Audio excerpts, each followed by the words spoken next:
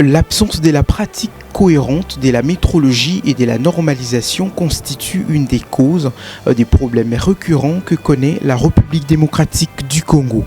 Cet état des choses ne permet pas à sa population de jouir des potentialités énormes dont Dieu l'a dotée. C'est ainsi que l'Association pour la promotion de la métrologie et la normalisation APROMEN en sigle verra le jour.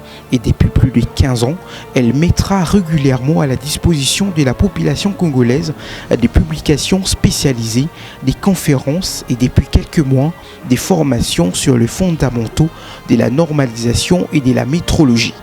Ce samedi 31 octobre 2020, l'APROMEN a connu un week-end très particulier car en présence de plusieurs personnalités du pays, elle a procédé à la clôture du mois d'octobre dédié à la normalisation dont la commémoration est observée au niveau international le 14 octobre de chaque année. Aujourd'hui, nous avons pris l'initiative que chaque année, le mois d'octobre sera le mois de la normalisation. Et à partir du 1er octobre jusqu'au dernier samedi du mois d'octobre, nous allons organiser des activités. Et le dernier samedi du mois, ce sera une occasion pour clôturer ces activités-là. Donc ce sera le clou des manifestations dans le cadre de la célébration. Donc je voudrais que les gens soient attentifs à tout ce que nous allons faire parce qu'on doit comprendre que nous avons l'obligation citoyenne d'accompagner nos autorités.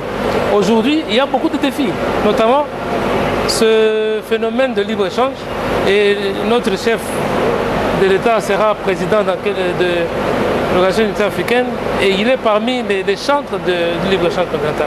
Nous avons, nous, l'obligation de l'accompagner. Cette année, et en ligne avec sa vision de développement, une initiative a été prise par un noyau de femmes membres après leur formation sur les fondamentaux de la normalisation et de la métrologie, de lancer au sein de l'APROMEN une branche spécialisée dénommée Dynamique Femmes et Normalisation en sigle DIFNOR RDC, dans le but de susciter l'intérêt des femmes dans les activités de normalisation et métrologie. Les femmes ont compris l'importance de la normalisation et de la métrologie dans ce genre d'activité et elles veulent mobiliser les autres femmes parce qu'elles ont compris que sans normalisation et métrologie, on ne peut pas prétendre à une vie meilleure. On ne peut pas développer des activités et les pérenniser.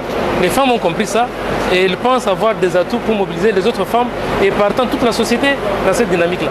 Maintenant que nous sommes sortis officiellement, le travail commence. Le travail commence dans le sens que nous avons maintenant ouverture dans le libre-échange. Il y a aussi la loi. Dans la loi, nous pouvons exporter nos produits sans tenir compte de la normalisation et la méthodologie. Parce que vous ne pouvez pas vendre quelque chose que vous mesurez avec un sapin. Ici, chez nous, ça peut passer. Mais si vous voulez vendre à l'étranger, ça ne passera pas parce que c'est ouvert. Il faudrait conditionner avec les normes, comme on a beaucoup de normes aujourd'hui. Nous allons tenir compte des normes. Il y a toute une liste. Vous avez même entendu la représentante du ministre, la conseillère du ministre, il a dit nous avons à terre plus de 1000 et quelques normes actuellement au niveau du pays. Et ces normes-là ne sont pas connues. Par exemple, ceux qui sont dans les jus. Quelles sont les normes qu'il faut mettre dans les jus? Quelles sont les normes qu'il faut mettre, par exemple, dans la transformation des gingembre, dans les savons? Vous voyez que même dans les hôtels, il y a des dimensions de savons. Ici, chez nous, nous fabriquons des savons. Parce que nous tenons compte de toutes ces mesures. Parce que nous sommes aussi appelés à les vendre à l'étranger.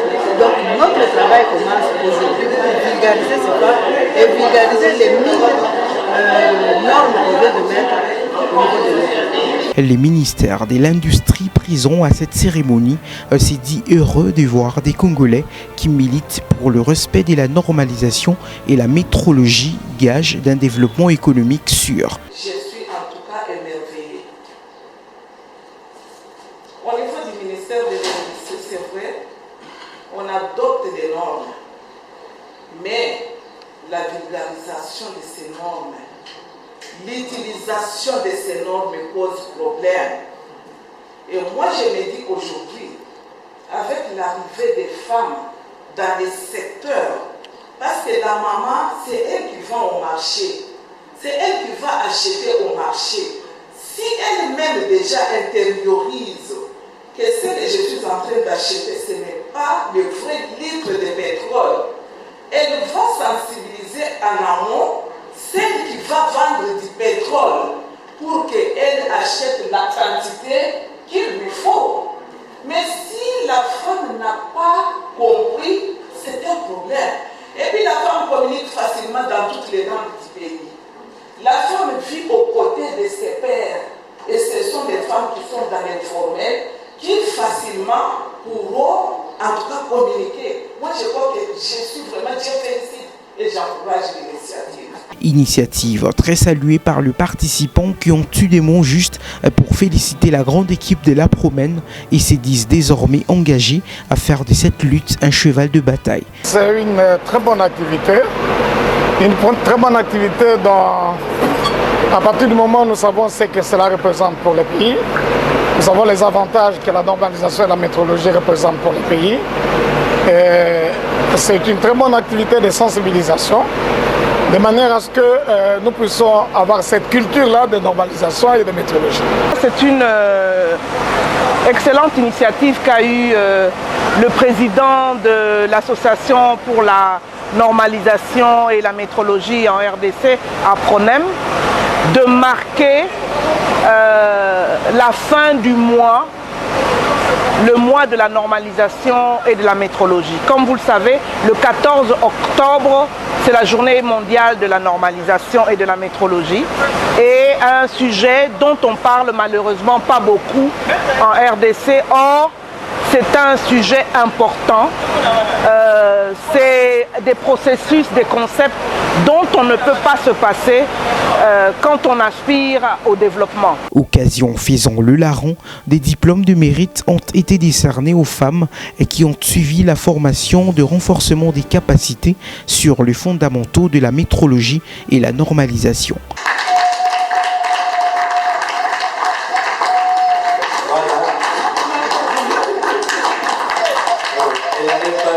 De manière exceptionnelle, cette activité a également permis à la Promène de se rappeler de leur passage au Parlement de la RDC en avril 2011, à l'issue duquel un digne fils du pays, le feu honorable sénateur David Moutamba Diboué, avait pris l'initiative d'une proposition de loi sur la métrologie et la normalisation adoptée au Sénat en 2014. En guise des reconnaissances, un diplôme de mérite à titre posthume lui a été décerné. C'est un diplôme de mérite. Il mérite exactement, il mérite effectivement, sous vos acclamations bien sûr. Merci. Outre l'innovation d'IFNOR, la Promène a mis en place l'initiative dénommée À la Normale, qui consiste à organiser périodiquement des rencontres d'échange sur le sujet d'actualité en rapport avec la normalisation et la métrologie, ouverte à tous les experts intéressés. Dans le tout prochain jour, la première rencontre à la Normale se tiendra à Kinshasa, axée sur la problématique du transport en République démocratique du Congo.